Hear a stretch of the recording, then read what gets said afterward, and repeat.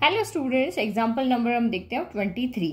तो find integration of x square 2x plus 5। तो यहाँ पे हमारे पास दो फॉर्मूलाज होते हैं, under root of x square plus a square, क्योंकि देखो 1 में कुछ नहीं, सिंपल में आपका रूट है तो ये फॉर्मूला लगेगा, या फिर आपका a square minus x square वाला फॉर्मूला यहाँ लगेगा। तो आपको सामने ही दिख रहा है कि ये सारे प्लस में है, तो इसका मतलब आपका ये वाला फॉर्मूला यहाँ पे बनेगा। तो बस आप इक्वेशन को ले लो और इसको इस फॉर्म में चेंज कर दो और इसका फॉर्मूला लगा लो, तो बहुत ईजी है। तो ये आपके ऑब्जेक्टिव में 1 मार्क में इस तरीके से आ सकता है। तो ये x square plus 2x plus 5, तो यहाँ पे देखो एक्स स्क्वायर प्लस 2a और b कौन है, 1 है, b आपका 1 होगा तभी तो ये 2x बनेगा। तो इसका मतलब b स्क्वायर यानी 1 स्क्वायर हो जाएगा। 1 स्क्वायर 1 ही होता है। हमारे पास यहाँ पे 5 है, तो 5 में 1 ऐड करने पर 4 में 1 ऐड करने पर 5 आता है, तो हम यहाँ पे 4 लिख लेते हैं। यानी कि इस 5 को जो है वो हमने यहाँ पे स्प्लिट कर लिया। ये जो 5 है इसको हमने स्प्लिट कर लिया 4 प्लस 1 में, तो उससे हमारा क्या हो गया, ये a प्लस बी का होल स्क्वायर यहाँ पे बन गया। जो हमें एक्स स्क्वायर चाहिए था ना वो बन गया। तो ये कितना हो गया आपका x प्लस 1 का होल स्क्वायर, और 4 आपका यहाँ पे कितना हो गया 2 स्क्वायर, यानी कि एक्स स्क्वायर प्लस आपका यहाँ पे ए स्क्वायर बन गया।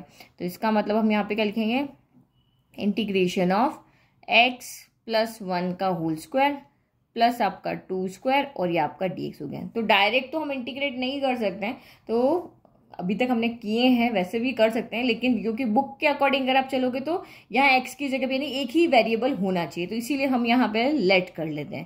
तो x प्लस 1 इक्वल टू हमने t माना, तो this implies dx equal to क्या हो गया, dt हो गया। जब तक x के प्रोडक्ट में कुछ नहीं है आप डायरेक्ट यहाँ पे कर सकते हो, ये सब लिखने की जरूरत आपको नहीं है।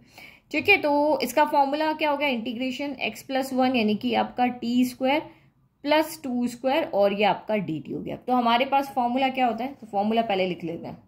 तो ये सबसे लंबा फॉर्मूला इसका है, यानी माइनस वाले का थोड़ा छोटा है लेकिन प्लस वाले का ज़्यादा है, लेकिन किसी ट्रिक से हम इनको याद कर सकते हैं, तो वो ट्रिक हम बाद में देखेंगे।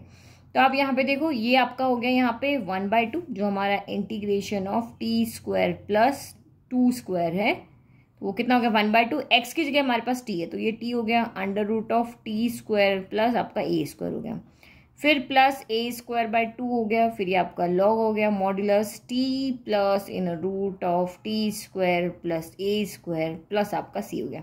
अब बस कुछ नहीं करना, t की जगह पे x प्लस 1 रख दो, तो ये हो गया हमारा काम 1/2 x plus 1 modulus of x plus 1 का होल स्क्वायर प्लस, अच्छा a की जगह पे तो हमें 2 रखना था ना, ये तो रखा ही नहीं, a की जगह पे आप 2 रखोगे यहाँ पे, फिर x प्लस 1 का होल स्क्वायर 2 स्क्वायर, तो 2 स्क्वायर यहाँ पे आपका 4 हो गया, फिर 2 स्क्वायर बाय 2, तो एक 2 से एक 2 कैंसिल हो गया, तो यहाँ पे ओनली आपका 2 बचा, तो ये लॉग हो गया।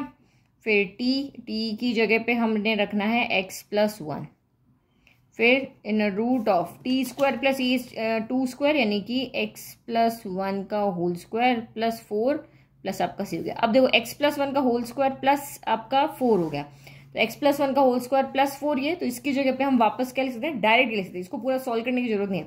तो x square plus 2x plus 5 इसके इक्वल है, तो हम सीधा यहाँ से ये लिख लेते हैं।